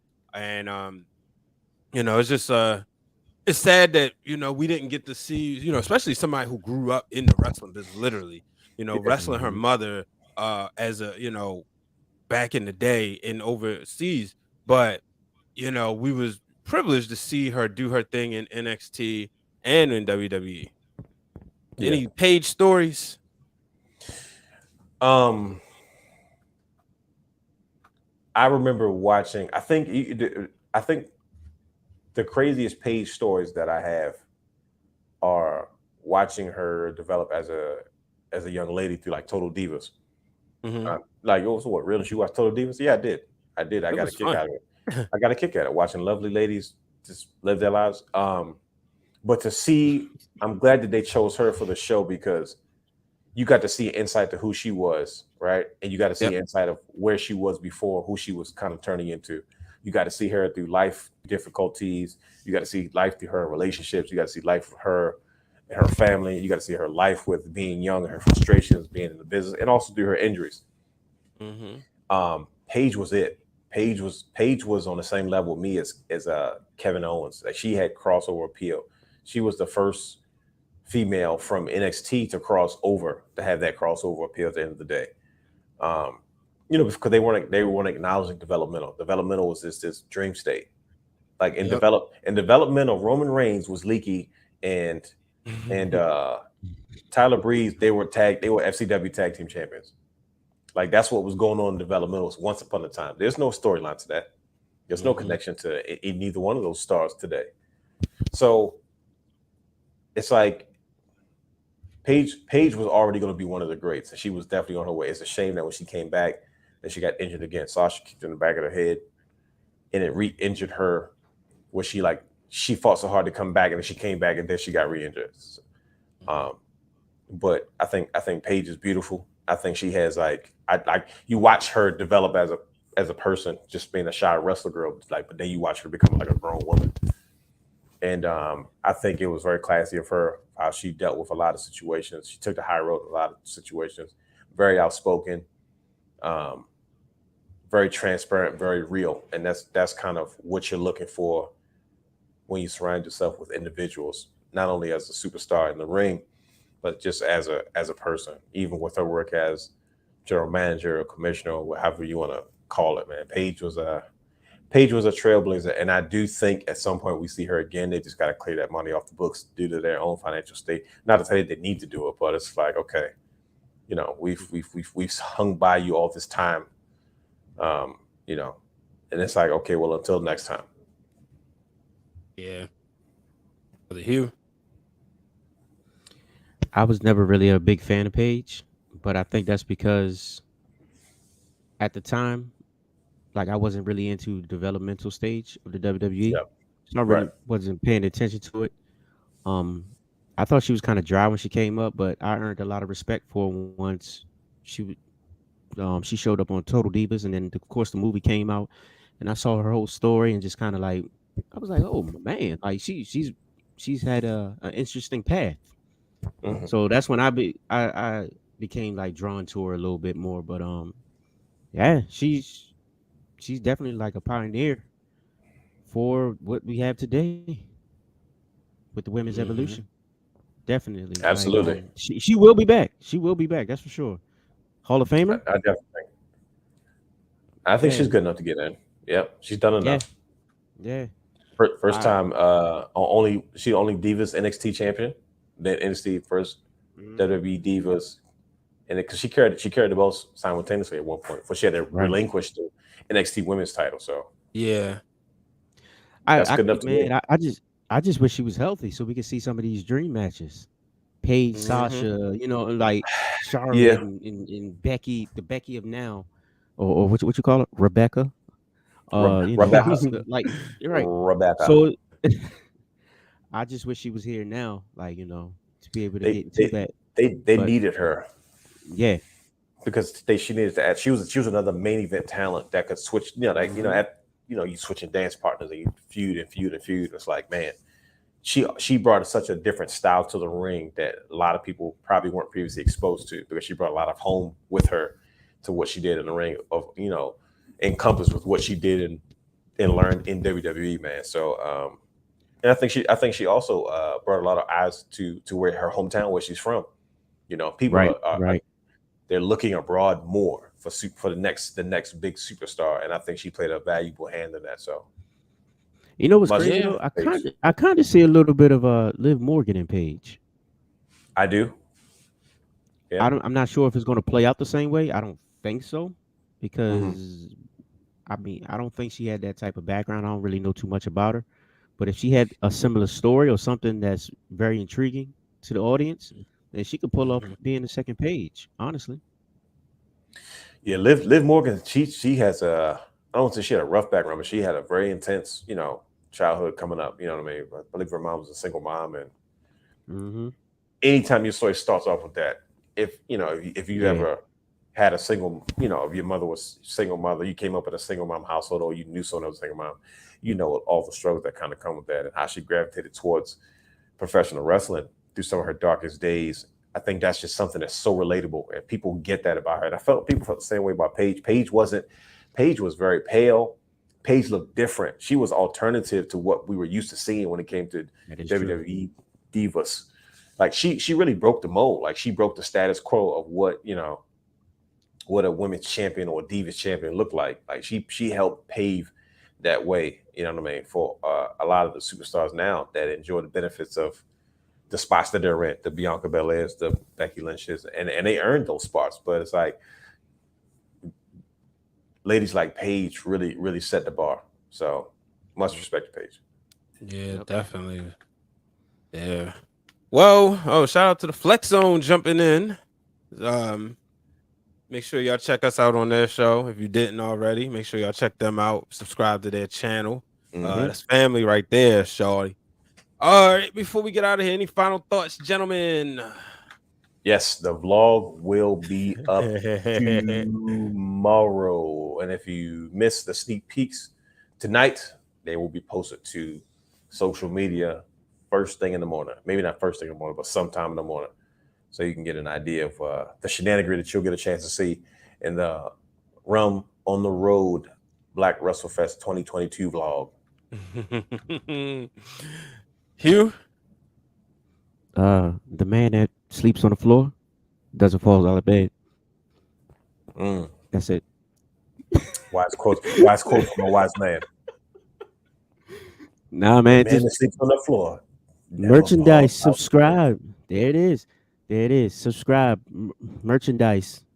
Support us. We love y'all. We thank y'all. We appreciate all of y'all. Just ask for y'all support. That's it.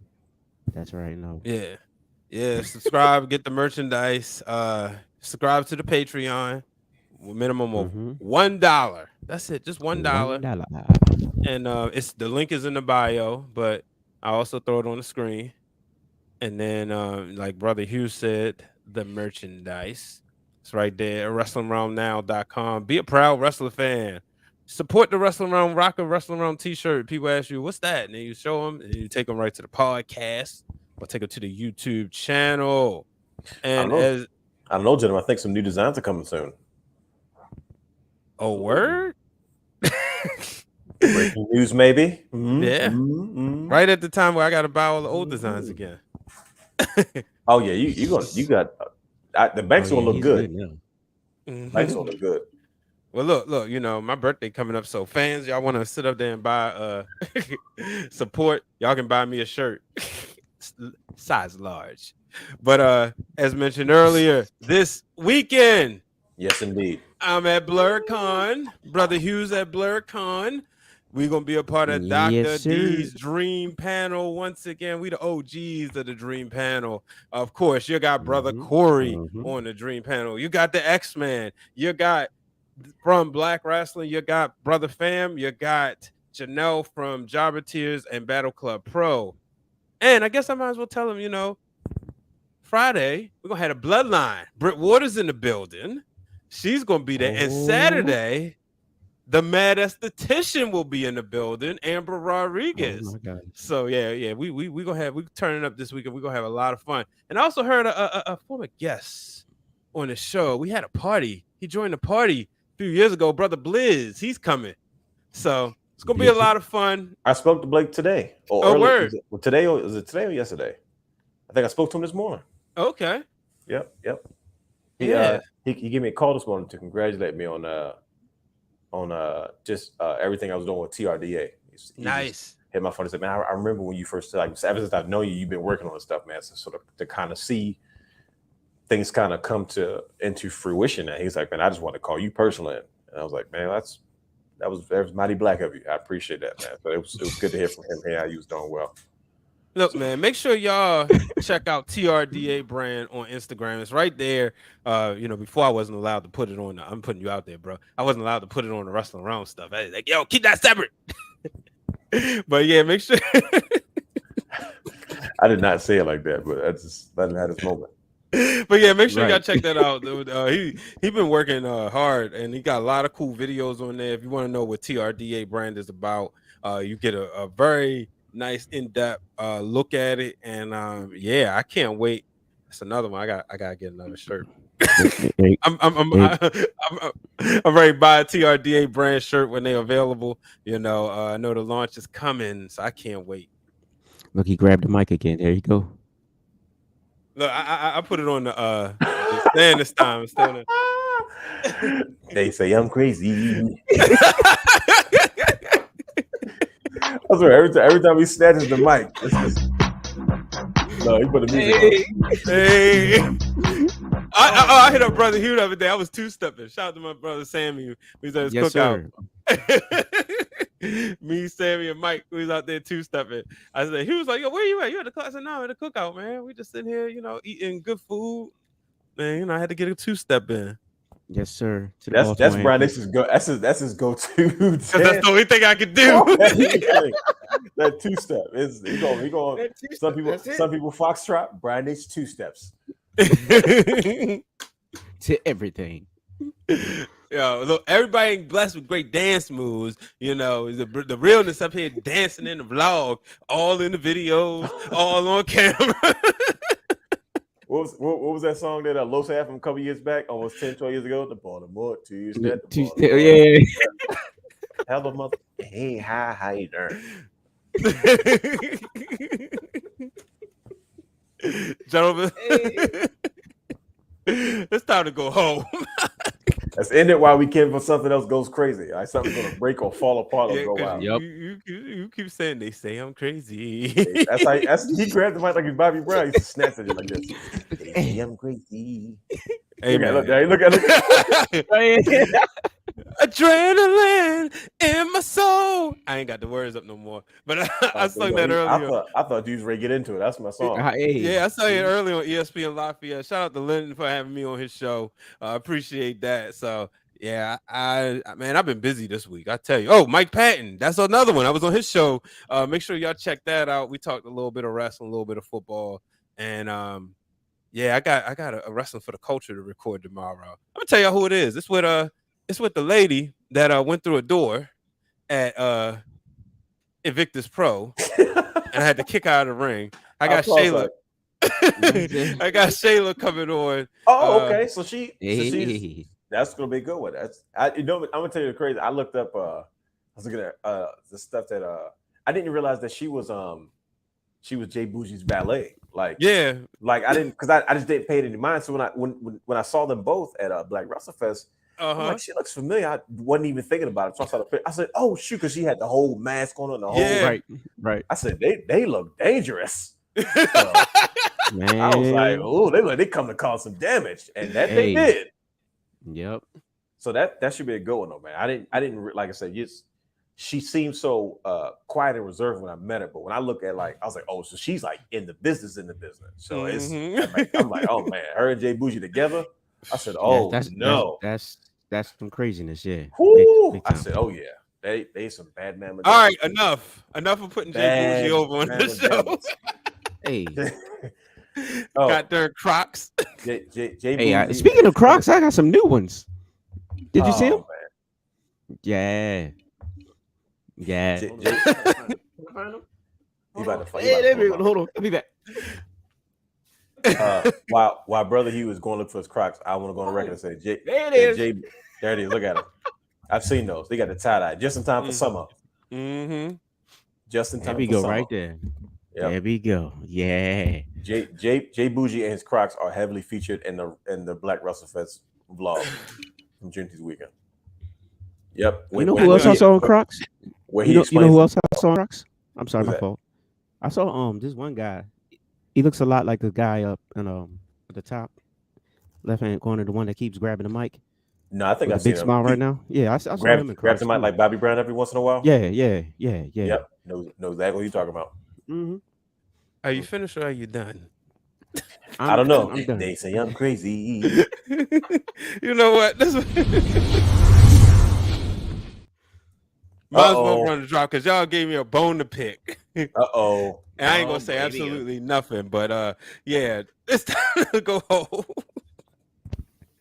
Here is down. Oh wow. He just showed a commercial. I ain't even hit that one. Y'all, appreciate y'all for subscribing. The whole 9. I hope y'all had fun as much as we had fun recording. If you didn't, that's on you because we got through all the bad Wi-Fi, all the glitches, and all that. But shout out to everybody who watched us live. Y'all much appreciated. Shout out to hopping in the chat. Be back here next week because I'm pretty sure we're gonna have some more shenanigans.